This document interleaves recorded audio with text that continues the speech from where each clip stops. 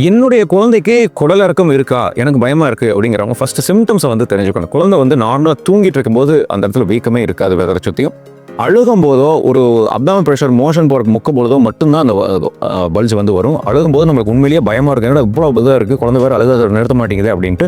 But அழுகாட்சியை நிறுத்தின உடனே அந்த ஸ்வெல்லிங் வந்து ஃபுல்லுமே உள்ளே போயிடுற மாதிரி இருக்கும். அதே மாதிரி ரொம்ப ரேர் கண்டிஷனில் பார்த்தீங்கன்னா அந்த ஹர்னியா வந்து வெளியே வந்து அடைச்சிக்கிச்சு அப்படின்னா மறுபடியும் உள்ளே போகாத ஒரு சூழ்நிலையும் ஏற்படலாம். இது வந்து பெதர் பையில் மட்டும் இருக்காது, யூரின் போகிற இடத்துல பீனிஸ்க்கு 2 சைடுமே தான் ஃபஸ்ட்டு ஸ்டார்ட் ஆகும். சில டைம் ஒரு சைடு இருக்கலாம், சில டைம் 2 சைடுமே இருக்கலாம். பெயின்லெஸ்ஸாக தான் இருக்கும் குழந்தைக்கு. அதனால் இன்டர்மிட்டண்ட்டாக இது வந்து அப்பப்போ வந்து போயிட்டே இருக்கும். பட் அப்பப்போ தான் வருதுன்னு உதாசனப்படுத்த வேண்டாம். உடனடியாக உங்களுடைய டாக்டர் கன்சல்ட் பண்ணி அதுக்குண்டான ஸ்கேனை வந்து பார்த்துக்கிறது மிக மிக அவசியம்.